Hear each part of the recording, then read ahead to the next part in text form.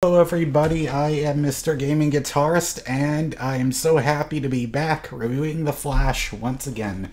And so today was the season premiere, just ended. And the season premiere, as we all would have predicted, is called, well, they mentioned it a few weeks ago, well, it's called Flashpoint.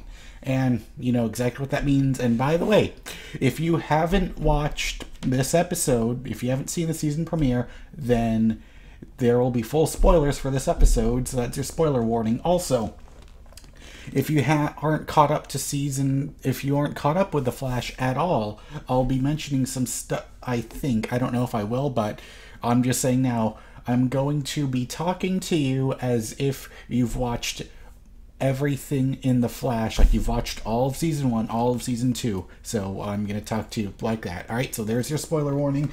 Let's get right into The Flash, season 3, episode 1, Flashpoint. So this is the first time. Before, in my previous TV reviews, all I would do is just say improvise everything, say everything off the top of my head. And I started to notice I can't do that anymore, because I noticed I tried something different. I started taking notes, especially during my review for *Halt and Catch Fire*, and I thought that went much better. So from now on, I will be always writing notes. I don't know if you can see it right here on my webcam, but actually, no, it's not going to focus. But I wrote down notes of some scenes I'm going to talk about. So, I like how the episode stuff. And first of all, I want to say this show just feels different now. Like, no, duh, because the whole timeline changed, but it really does. Like, season 1 and season 2 had a certain feel to it. Like, you could tell this is the Flash, and now you can tell, hey, yeah, this is still the Flash, because, you know, we've got Barry and Iris and Cisco and Caitlin and Joe but we don't, hey, no Harrison Wells, no Jesse Quick, or she's not Jesse Quick yet, but they're not here yet. So I'm just wondering how exactly this is going to pan out. But the show decidedly feels very different, and if that's a good or a bad thing, we don't know yet. We'll have to see if this was a good choice when the season was over to do the Flashpoint, or to do an adaptation of Flashpoint. But overall, I'll say I didn't feel hyped. Like, I was expecting to, like, be on the edge of tears, like, screaming and hollering, fuck yeah, like I normally do during The Flash. I didn't get that during this episode. I'm going to guess that's because it took me a lot. I guess it's because this show has a completely different feel now, and you know, it's a feel, and it's not that it's better or worse. It's just different. I still like it. I still enjoy it, but once again, it's a different type of feel. So. Because of the whole Flashpoint, you know, things changing, things resetting,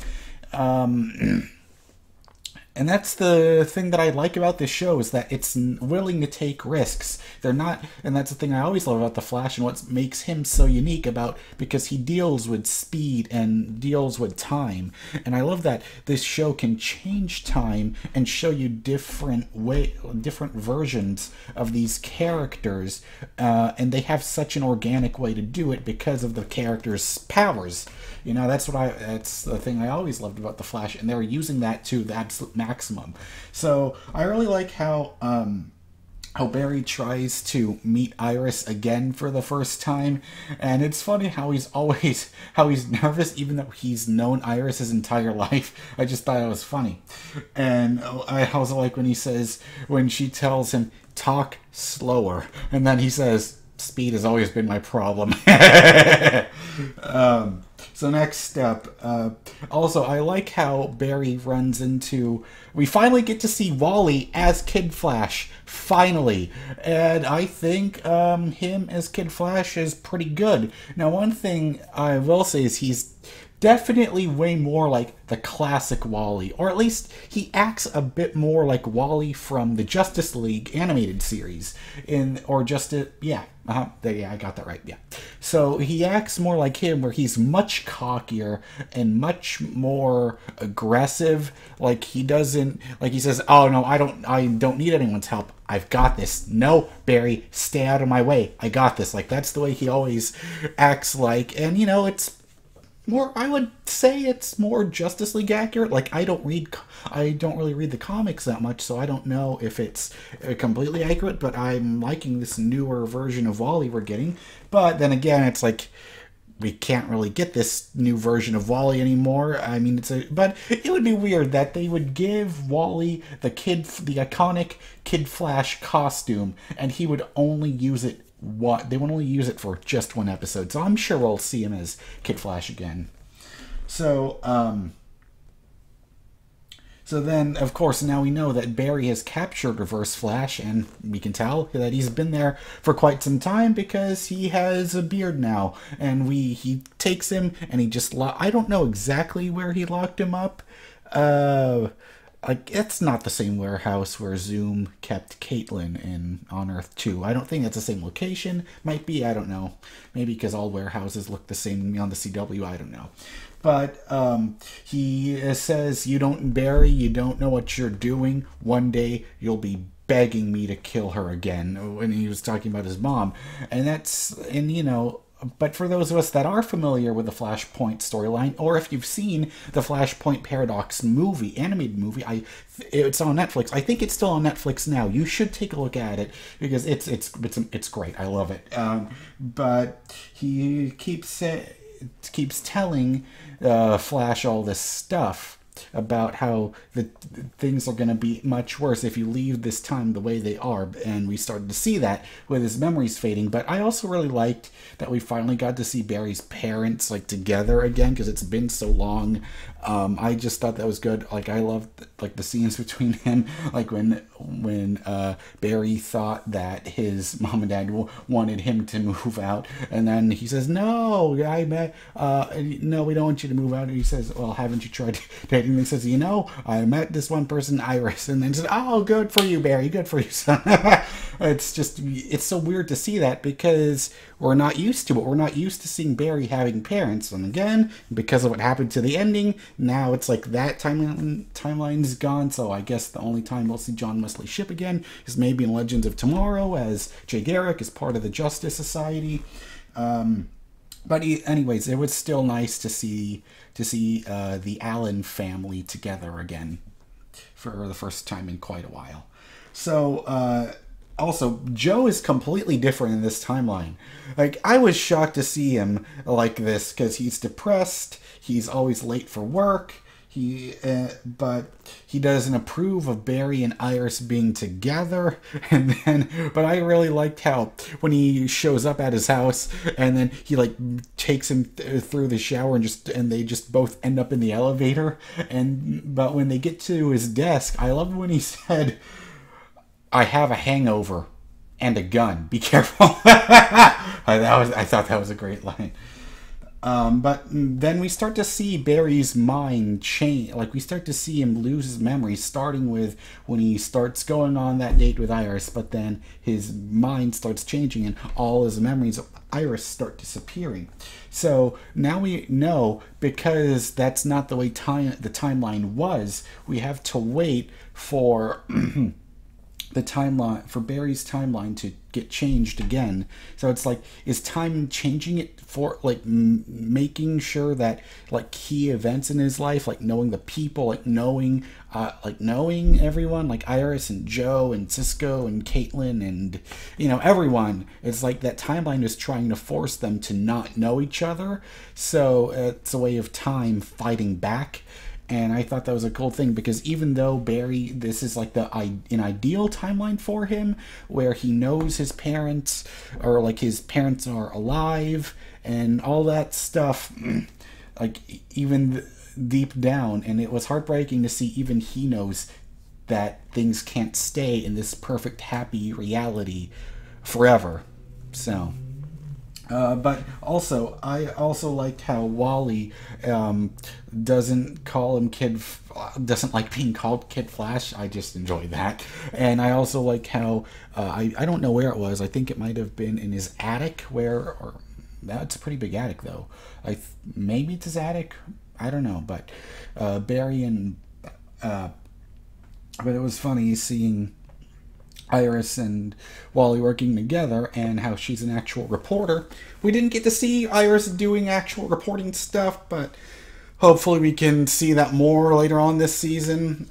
So next up, I also like how Star Labs isn't Star Labs, it's Ramon Industries. And I love seeing this alternate version of Cisco because it's just so weird and so different. And it's funny because seeing how different this Cisco is to the one that we know, it's just so funny how he just says, who are these people? And he was calling Barry String Bean and all this stuff, and he still made Kid Flash the suit, but he didn't want to make but he didn't want to continue helping out with the crime fighting thing. But I did like how he said, I know how you helped your brother Dante when you were 15 and you gave like all the money, like delivering pizzas over to him or something like that. So next up, so then yeah, Barry loses his memories of Cisco, and I thought that was interesting. So it's like, there we go again, time fighting him back once again. And so I thought, how much longer is that going to continue on? But then we know now they changed stuff again. But I also thought how it's funny how Caitlin is now a pediatric eye doctor. I just thought that was fun. But don't you notice how her voice sounded much different? Like the way she speaks sounded like the same way that, you know, sounds the same as the way a pediatrician would talk to a kid. Don't you notice that? Like her voice just sounded a little bit like that. Don't you notice that? I don't know. I noticed that. So, and it's funny how, even though she's a pediatric eye doctor, and I like how he told Cisco, you would be perfect for LASIK. It's funny how she knows all this other stuff, like when Wally was wounded from the rival. He was on the hospital bed, and he says, oh, he's losing all this blood. Like, she knows all this information about him, and yet at the same time, he doesn't know, like, in it, she's still just an eye doctor. I thought that was kind of strange. But, and also, so they said that, so the main villain for this episode is the Rival. I know absolutely nothing about the Rival. I don't know if he's originally in the comics, but I just want to get this one complaint out of the way. Please, Flash writers, well, I'm just hoping that the main villain for season 3 is not another speedster, because I think because there has to be other villains that are big that can serve as main villains throughout the season. Heck, why don't you make Gorilla Grodd like a big bad throughout the season? I would love to see that. You know, maybe he can actually start speaking out loud. I'd love that. We also got to see I just want to see different types of villains, not just speedsters all the time. And I know like they use them typically as like villain of the week stuff, but I want to see a main villain that's not a speedster. That, for me, that needs to happen, or else it'll just feel like they're going through the motions again if we use just yet another speedster for the main villain.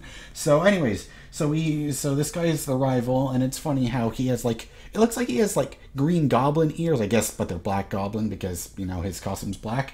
I know nothing about the Rival. I don't know if he's part of the comics, but he took off his mask, or not his mask, his cowl, his helmet, whatever the fuck you want to call it, and he says his name is Edward Claris. I don't know who he is in the comics. People that are smart and know the comics, tell me down below in the comments who Edward I don't know if I got his name right. I think his name he said he's Edward Claris. We'll find out soon enough. But later on, then Wally gets stabbed by the Rival, of course, but then and Barry continues to lose his memories. But didn't you think it was kind of weird how he was creating these giant tornadoes? Like, how weird is that? He was creating these giant tornadoes. I thought that these giant... and then Cisco says, it's like a weather wizard. And it's like, I see what you did there. But can the Rival in the comics, could he do that? Could he make stuff? Is he, like, part of the family, of the Martin family with the weather wizards? I don't know. But we'll see. So, anyways...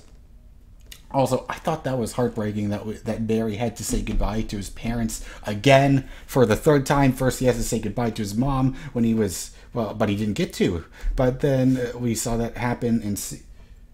we saw that happen in season 1. We saw that happen in season 2 when he had to say goodbye to his dad. And now we have to see this all over again in season 3. But it's funny how he wanted his parents and Iris to be there to keep that moment. And then then later on, I just thought that it was so messed up, though, like how they had to, and I always knew that he was going to change the timeline, but I wasn't expecting the timeline to be changed this early on. I thought that it would take much longer for, like, I thought we would stay in this Flashpoint timeline for, you know, like a good solid 3-4 episodes at least, but looks like we're not. So, yeah, because I had a feeling, you know, Barry would have to go back again, so now we would have 3 different Flashes go in that room, and I thought it was so fucked up how you saw his mom, like, about to get stabbed again, and then you see Barry, and you see Reverse Flash disappearing, and then you see Reverse Flash just show up again. Then he said, no, you're not, when after Barry just said you're safe, but he disappeared. So, but then he said, things are good for me now, Flash, but for you, nope. See you again, Barry, and then he just goes away. And so, yet when he finally goes back to the house, at first, you know, I thought Iris was dead in this timeline because, you know, Barry hugs Wally and Joe, and then he says, "Where's Iris?" And then it says, "That's not funny. That's not funny, Barry. Stop that." And they're like, what the fuck? Is Iris dead? Oh, no, don't tell me Iris is dead. But then he said, no, they just don't talk to each other, her and Joe. So it's like, oh, shit. Well, that needs to be fixed, but hey, we'll just have to find out and see. But then we finally get after credit scenes again. And we see, what's his name? We see Clarice waking up, and you see Alchemy getting scratched onto the mirror. I'm going to guess, like, that's from another dimension now? I don't know. But, so I'm going to assume that's Dr. Alchemy, if I'm correct. So, once again, smart people in the comments, tell me, who is Dr. Alchemy? Are they making him out to be the main villain of the season? And please tell me he's not a speedster. But anyways, I'm just wondering what this is all going to be, how this is all going to turn out. But hey, the next week's episode is going to be called Paradox. So, yeah, that's what we're waiting on.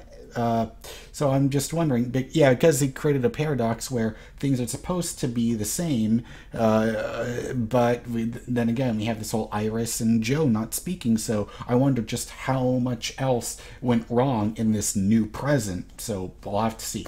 So anyways, those are my thoughts on the Season 3 premiere of The Flash, and here's the thing, I thought that this episode was good, I liked it a lot, but I didn't think it was as amazing. I guess we're just too spoiled by The Flash, where like so many episodes were 9s and 10s. Excuse me, where I thought so many episodes were 9s and 10s, but they're not. But here's the thing, so I like this a lot. This, for me, this is an 8 out of 10. I liked it, but you didn't like love it with a passion, if that makes any sense. So please don't try to kill me if you thought that if you thought this was a 100 out of 10, and please don't try to hurt me for having a different opinion. That's just the way the internet works. That's how people works. Not everyone thinks the same thing of everything, so let's be civil about that, please. And yet again, hey, this is an 8. I like this episode, so please don't hurt me for that, okay? Anyways, so that's it. Coming up later tonight will be my Halt and Catch Fire review. I believe this is going to be episode 8 now for season 3 of that, so you can look forward to that later on. So anyways, that's it. Thank you for watching, and hey, tomorrow we're coming back. We've got Arrow, and then next week I'm going to come back with more Supergirl reviews and more Legends of Tomorrow reviews, and we'll be a happy DCW family all over again. So anyways, I'll see you guys for my Halt and Catch Fire review, which may be going up tonight or not, or maybe early tomorrow. I don't know yet, but anyways, you can catch that. So anyways, thanks for watching, And you can, by the way, before I forget, on the N4GTV podcast, we just reviewed season 1 of Luke Cage. You can catch that in the description. So anyways, I'll see you guys on my next video. Goodbye.